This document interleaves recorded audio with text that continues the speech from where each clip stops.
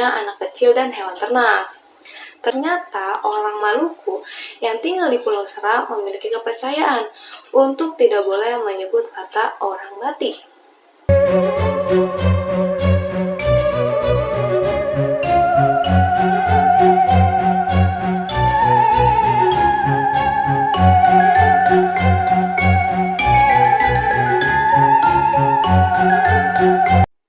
Hai Terans, aku Vicha, welcome to Tell Story. Negara kita, Indonesia, adalah negara yang sangat kaya, seperti kaya akan rempah-rempah, bahasa, adat istiadat, hewan, dan masih banyak lagi.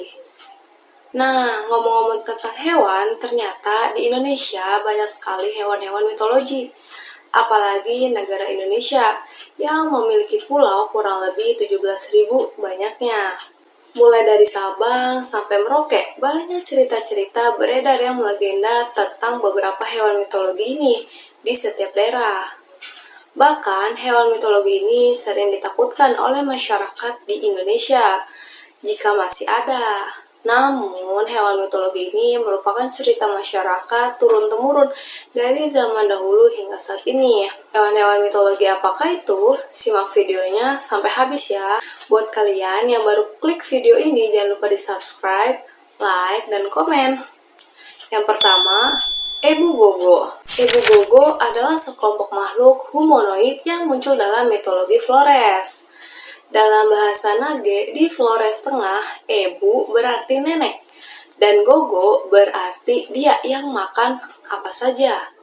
Atau biasa orang lain menyebutnya Inaweu atau Putiwolo.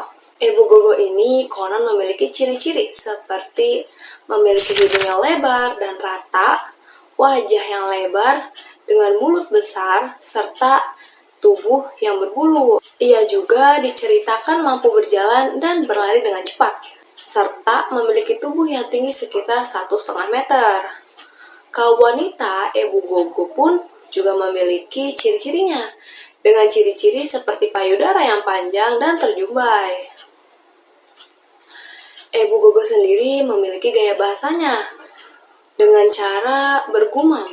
Tetapi Ebu Gogo ini telah dibunuh hingga punah oleh orang Flores. Mereka percaya bahwa pemusnahan yang mencapai puncaknya sekitar 7 generasi lalu dilakukan karena Ebu Gogo mencuri makanan dari tempat tinggal manusia dan menculik anak-anak untuk dimakan. Serem sekali. Gimana kalau ternyata makhluk mitologi ini masih ada hingga saat ini dan masih hidup? Gak kebayang sih. Lanjut, yang kedua, Ahol. Kenapa nama ini dinamakan Ahol? Jadi, hewan ini diberi nama Ahol karena mereka mengeluarkan suara seperti Ahol yang sangat panjang. Dikatakan berbentuk seperti kelelawar dan dideskripsikan sebagai ukuran anak berumur 1 tahun dengan rentan sayap raksasa berukuran kira-kira 12 kaki. Dideskripsikan hewan ini berbulu pendek berwarna abu-abu gelap, memiliki mata yang hitam serta besar, lengan pendukung yang rata, sayap kasar, kepala seperti monyet, dan berwajah seperti manusia dengan muka yang rata. Diperkirakan Ahol adalah makhluk nokturnal, menghabiskan hari-harinya bersembunyi di gua-gua yang terletak di belakang atau di bawah air terjun untuk menelusuri sungai dan mencari ikan besar di mana ia makan. Penampakan Ahol ini ternyata pernah ditemukan di tahun 1925. Naturalis Dr. Ernest Bartels, seorang ahli ilmu burung, mencatat menjajaki air terjun di lereng pegunungan Salak. Ketika mengeluarkan suara Ahol, hanya sedikit terdengar di telinganya, tapi ia terdengar di atas kepalanya. Yang kedua, di tahun 1927, sekitar pukul 11.30, waktu Indonesia bagian Barat, Dr. Ernest Bartels pun pernah ditemui Ahol lagi. Bartels saat itu berbaring di tempat tidur di dalam rumahnya yang berbentuk jerami dekat ke sungai Cijengkol di Jawa Barat. Tiba-tiba mendengar suara yang berbeda. yang datang dari hampir langsung di atas gubuknya dan jelas tampak mengucapkan suara seperti ahol dengan suara yang panjang. Setelah Sanderson, banyak penelitian menyimpulkan bahwa ahol adalah bentuk kelelawar yang belum terklasifikasi. Gimana di daerah kalian pernah terdengar suara ahol yang sangat panjang? Kalau pernah, komen di bawah ya. Next, yang ketiga adalah Garuda. Garuda adalah salah satu hewan mitologi dalam Hinduisme, Buddhisme, dan Jainisme. Jadi di setiap agama, Garuda ini sering disebutkan berbeda-beda. Yang pertama, menurut agama Hindu, ia merupakan wahana Dewa Wisnu. Yang kedua, menurut agama Buddha, Garuda ini merupakan Dhammapala atau Astasena. Yang ketiga, menurut agama Jainisme, ia merupakan salah satu dewa pelindung. Interpretasi fisik Garuda ternyata bermacam-macam. Kebanyakan ia digambarkan bertubuh bertutup bulu emas, berwajah putih, dan bersayap merah. Paruh dan sayapnya mirip yang dimiliki oleh burung elang, tetapi tubuhnya seringkali seperti manusia. Ukurannya yang besar sehingga dalam salah satu cerita ia dapat menghalangi matahari, saking besarnya hewan Garuda ini. Yang keempat, orang batik. Orang Bati merupakan makhluk mitologi di daerah Maluku yang sangat misterius. Makhluk ini digambarkan sebagai hewan yang memiliki tubuh seperti monyet, namun memiliki sayap layaknya kelelawar. Ciri-ciri spesifiknya memiliki kulit berwarna merah seperti darah dan bersayap seperti kelelawar.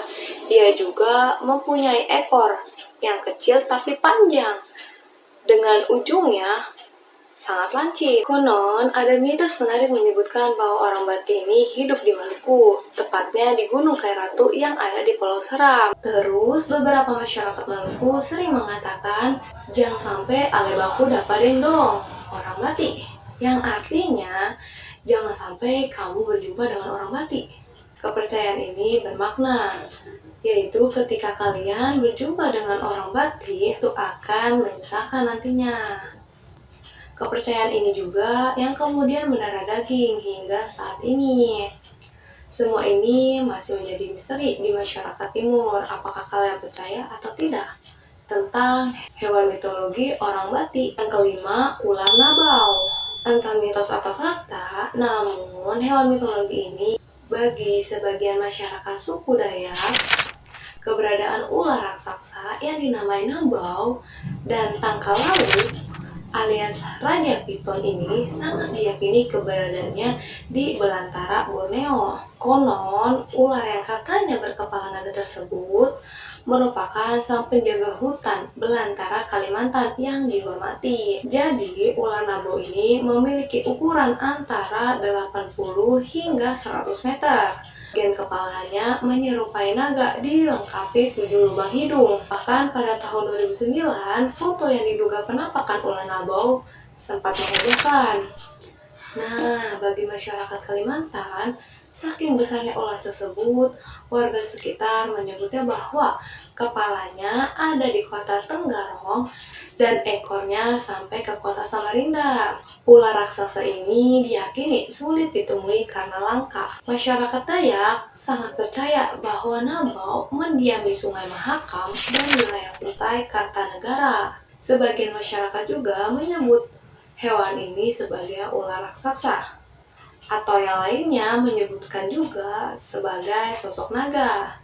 Ada cerita di balik ular nabau yang konon pada zaman dahulu ada anak-anak di suku pedalaman hilang satu persatu.